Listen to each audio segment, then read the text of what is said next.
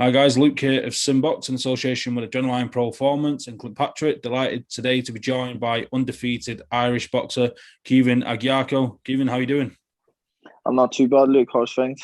Yeah, not too bad, thank you, buddy. So yeah, we were just saying there off camera that you just back from the gym training ahead of the fight coming up on, is it June 5th, June 6th? Excited to get back in the ring.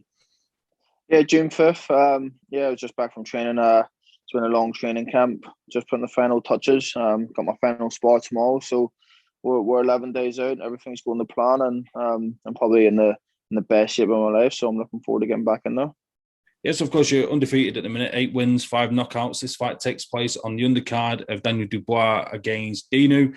6 months out or so from your most previous fight against Chapman, which was a destructive, one-sided stoppage victory. Have you been chomping at the bit to get back out there? You know, with 6 months, it's been quite a long time. Would you have hoped to have got out before now? Yeah, of course. You know what? Last year and this year we planned to fight at least 4 times. That didn't happen last year. I was out twice. I haven't fought this year yet. And I want to get back in there. I want to keep on progressing. But I understand in situations like this, where the world's a bit crazy at the moment.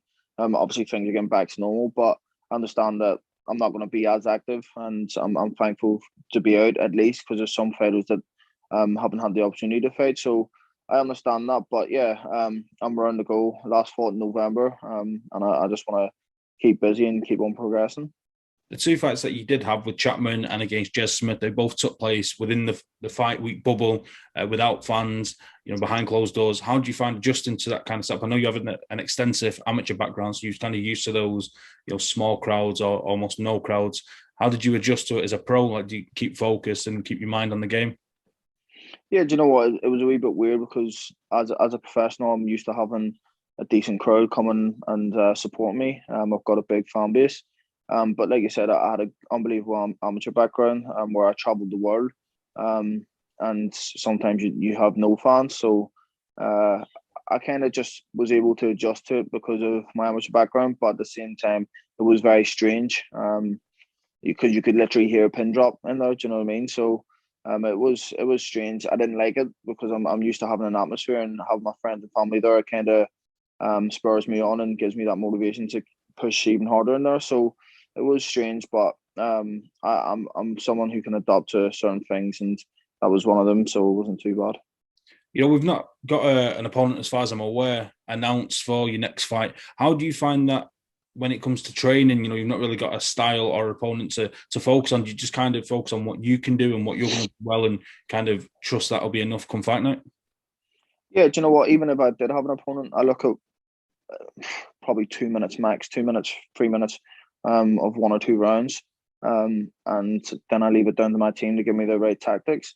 I'm a fighter that adopts on the night. I adopt to whatever they bring, and that's one of my best attributes. So it doesn't really matter if it was, if they got an opponent on the day before. I know that I've got to go in there, and regardless what they bring, I've got to be better than them and to get the win. So that doesn't play a big factor into my performance. Robbie Chapman, in the most previous of your fights, he's a tough man. He's got some wins on his record, some losses on his record, but he's always game, always comes to fight. And as I say, it was a kind of a one-sided victory for yourself. What do you take from that fight? What do you believe you've done well? And also, what do you feel like you can improve on coming on the back of that fight? Do you know what, that performance I took on 10 days or 2 weeks notice. And I felt like I didn't adopt in that fight as quickly as I normally do, but I adopted in the seventh round. Um, I don't think it was a good performance, but my coaches and everyone else thought it was a very calculated and experienced performance. I took my time in there. I didn't go all guns blazing. I set certain shots up, and I got the win ultimately with a good stoppage. But I felt like the positives I took out of that is I was able to take my time and slowly but surely break them down. The negatives, I thought that I should have worked a bit more, but I knew why it didn't work and wasn't as busy because I only had 10 days, 2 weeks notice for the fight. So I didn't want to go all guns blazing and then end up gassing or something later on because I knew Robbie was tough, and he's only been stopped once. So I took a lot of positives away for it, but there was some negatives where I could have probably worked a bit harder and been a bit busier. The fight previous to that against Jez Smith, that was only your 7th pro contest. And you've seen recently Jez Smith's gone and give Caoimhin Agyarko, the former European champion, hell at super welterweight. That kind of makes your performance and your victory over Jez Smith almost look a little bit better now, given that, you dropped him 2 or 3 times, you stopped him in the 9th round, and then he's gone on to defeat Ben Rylins on the matchroom card, and he's also, like I say, went and give Agyarko all he can deal with in his fight with Agyarko.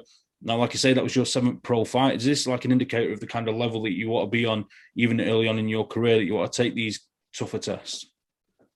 Yeah, definitely. Of course, listen, I had 150 amateur fights, boxed all over the world for Ireland, world and Europeans. I had a lot of experience, so I don't necessarily need them journeyman fights. If you look at my record, I haven't fought any out and out journeyman. Maybe one in my first fight. I fought 4 or 5 opponents with winning records. I don't need journeyman fights. I need progression fights where I'm going to learn. I learned so much in that Jez Smith fight. That performance, everyone thought it was an unbelievable performance for me. I'd rate that 4 to 5 out of 10. I had so much going on in the background with that fight. Personal issues. I tore 4 ligaments in my right hand just before 2 weeks out from the fight. And probably shouldn't have fought. So to go in and perform the way I did against Jez Smith, who's a very talented fighter, I was doing something right, and it shows what level I can be at. But yeah, do you know what? I want to keep on progressing, having fights like that against Jez Smith. Good names, tough. Do you know what I mean? And prove myself that way. But Jez put a good performance against Caoimhin, so it shows what level I'm at. So, as a professional, 8 wins, 5 wins by knockout, but you have got that extensive amateur background. Now, with having so many victories in such little fights, is that something that you feel comes naturally, or do you work on like the spitefulness and the nastiness and the knockout power to kind of get those stoppages that are coming so early on in your career? Do you think that's natural, or is it something that you go out your way to work on? No, it's definitely naturally. I'm genetically strong. I've always been strong. My first two fights as a professional, there were 2 people that I should have stopped, but I've had bad hand injuries. Thankfully, touch wood, that my hand injuries have cleared up. But I had bad hand injuries at the start of my career. But I feel like I'd have had 8 wins with 8 knockouts. But it's not something I work on. I don't work on in training to try and stop people or the power. And I know it's there. I just work on being technically a better fighter with each camp. So, of course, the fight coming up in June, the first week of June, all being well and good that you go in there, you get the win. Excuse me, sorry. You get the job done. What can we expect from Agyarko moving forward in 2021? How active would you like to be, and what kind of fights are you targeting in the future without overlooking any opponent, of course? Do you know what? I've been told I'll be out 3 times before Christmas. Well, including this fight. So I'm looking to stay active, be out in 2 weeks here. Well, 11 days, and then another 2 fights before the end of the year. This fight's meant to be for WBC International. We're struggling to get an opponent, unfortunately. But if it's not for that and it's for another belt, or if it's not for a belt, I want to put myself in the top 15, top 10 ranked in the world. Go down the European or world rankings to get to a world title. I don't want to go down the domestic route. I'm not a British fighter that wants to win a British title or European title. I will, if I have to, pick up a British or European title to get to world level, then I will. But I got in professional boxing to be a world champion, period. I've set my sights high, and I want to push on and become a world champion as quickly as possible. So get myself in the rankings, have a couple more learning fights with good names, and see where we'll go from there. You mentioned there that you don't really see yourself at domestic level, but such is the modern world, and fights are made and lost on social media. One name that I've seen you have a bit of back and forth with is Idris Virgo. Is that kind of name where he's got the bit of profile, but he's not really got your kind of ranking? Is that a fight that you'd ever kind of stay in the domestic scene for?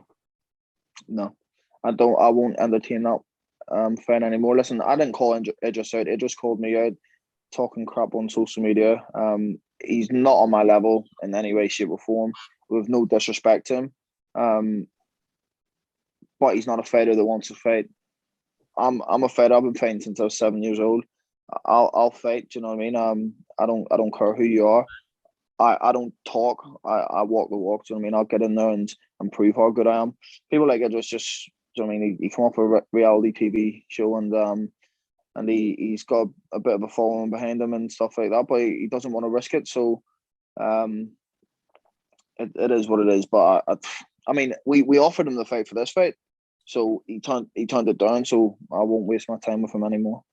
Just touch on that subject there, and I know it's not something you're directly involved with, but just to get your opinion, you see Idris Virgo and he's got the TV station kind of background, and then you've got these YouTube stars with Jake Paul, Logan Paul, and whatnot. Where do you sit on this fence? Do you kind of see them doing their own thing and doing their own business, or do you think it's disrespectful to the sport of boxing? What's your opinion on the YouTube boxing era, if you like?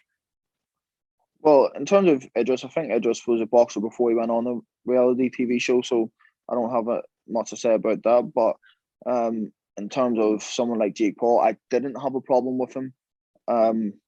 Listen, we all have a free platform to promote ourselves to the best we can and make as much money as we possibly can. So I don't have a problem with them coming into boxing and trying to make a few quid, or if they're serious about it, trying to be a boxer. I don't have a problem with that at all. But when you see him disrespecting other fighters, that's legends like Floyd Mayweather, that's where it gets a bit bitter and sour for me and puts me off them. Do you know what I mean? I don't think it's acceptable to come into sport and disrespect fighters, I mean, who sacrifice their life and who are actually fighting men. Do you know what I mean? This is a very dangerous sport, and that's why I never disrespect anybody, unless I get disrespected. But I think Jake Paul has done that. I respect what he's doing in terms of making money, and he's doing it very well. But in terms of coming into the sport and disrespecting other fighters, it's not on, and I don't respect it. Do you think Floyd Mayweather, somebody that went 50-0 as a professional boxer, won titles at near enough every weight he boxed at, do you think he's tarnishing his legacy by entertaining these YouTube stars, or has he earned the right to be able to go out there and, as a retired boxer, take part in these exhibitions and earn a few quid as a retired fighter? Where do you sit on that? Yeah, 100%. Why not? I mean, he fought he was at the top of the sport for 20 odd years and fought the best. He has the most wins against world champions in history, like 28 wins or something. Sacrificed his whole life to be where he's at, and he's given himself a certain profile that will make a lot of money off doing silly things like that. So why not? I don't see the big deal about it. His legacy in boxing will always be there. Do you know what I mean? He's proved how good he is, proved that he made so much history and stuff like that. I mean, if someone offered me 20, 30, 40 million to go fight a YouTuber and promote it, if I had that background, would I turn it down? Certainly not. Nobody would. So if anyone else says, oh, he's tarnishing his legacy and doing that, ask yourself, if you were in his shoes, would you take that money for whatever it is, maybe 6 rounds against somebody who's not as good or anywhere near as good or can hardly even threaten him? Would you not go in and fight them for millions and millions of pounds? You would. So anyone who said he's tarnished his record or his legacy is, I don't agree with it. Speaking of legacy, and for a long time, Floyd's nemesis, or the name that he was linked with so much out throughout his career, was Manny Pacquiao, who, of course, is still a professional boxer at 42 years of age.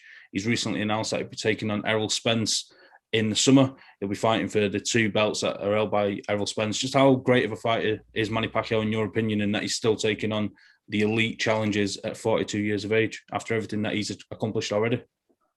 Yeah, do you know what? He's a fighter that will go down in history as one of the greatest of all time. An unbelievable fighter for the sport, and I don't really like to see fighters like him who had such an unbelievable career fight on to their 40s, because boxing's a very, very dangerous sport, as we've been shown time and time again, and things can go wrong in there. But listen, he's proven that he can still compete at the highest level by beating people like Keith Thurman and stuff. So fair play to him, and he's an unbelievable fighter and an unbelievable person. So I always want to see him do well, but I do think Porter, or what do you call him, Spence will win that fight.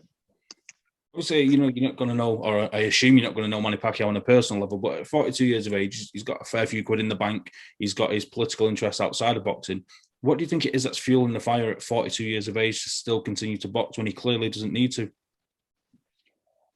Some people don't do boxing for money. Some people do it because they love the sport. it's all they've ever known. That, like myself, I've been boxing since I was 7 years old, and yes, it's obviously I want the risk to be worth the reward and make as much money as I possibly can. But I box because I love the sport. I love training every day. I love fighting. Do you know what I mean? I love learning every day. So I'd say Manny Pacquiao is the same. He's shown he doesn't need the money.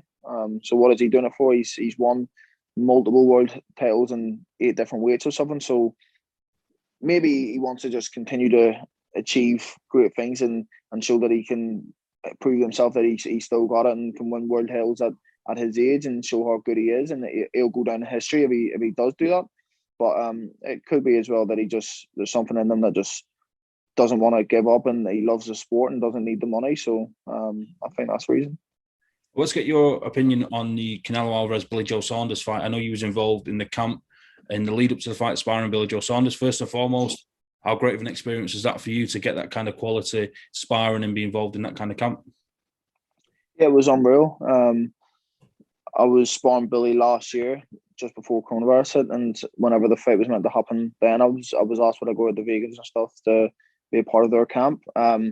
Unfortunately, that fell through, but he kept his word and said that he'd bring me out when the fight does happen. So he did, and it was an unbelievable experience for me. I learned so much off Billy, and it's good to be able to be considered as someone that can help people prepare for the biggest fight of their career against possibly the pound for pound champ. So it's a great compliment to me, and I must be doing something right. But I learned so much, and it was a great experience. Your thoughts on the way the fight came to an end? We've seen, it was a horrific injury that was suffered by Billy Joe Saunders, and there was the uproar whether or not, people saying he quit. Was Matt Tibbs to blame? Was Ben Davison to blame? Where do you sit on that? You're a professional fighter. You're undefeated. You've not faced that kind of problem yet as a professional fighter. Touch wood that you never do encounter that kind of issue, such as the severity of it. But where do you sit on that fight? Billy Joe Saunders is a man. I'm sure he's not a quitter, and he would have fought on until and went out on his shield. Where do you sit on that? Was he right to be pulled out? Do you agree with Matt Tibbs taking the blame, if you like, taking the brunt of it and saving Billy Joe Saunders maybe from being tagged as a quitter? What's your opinion? There's no way Billy Joe quit. Anyone that says Billy Joe quit doesn't know boxing. Genuinely doesn't know boxing. I mean, if he would have. Okay, so when that punch landed from Canelo Alvarez, there was still a minute and a half to in that round, because I watched it back and timed how long he went on with that injury, right? So if Billy Joe Saunders would have quit, he would have quit there and then. He would have turned his back and he would have went down in pain and not beat the count.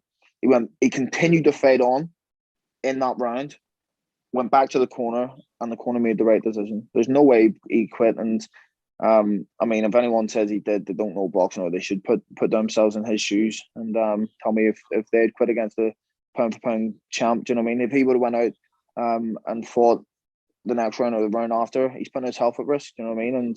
And his corner doing the right thing, pulling him out and saving him to fight another day. Do you know what I mean?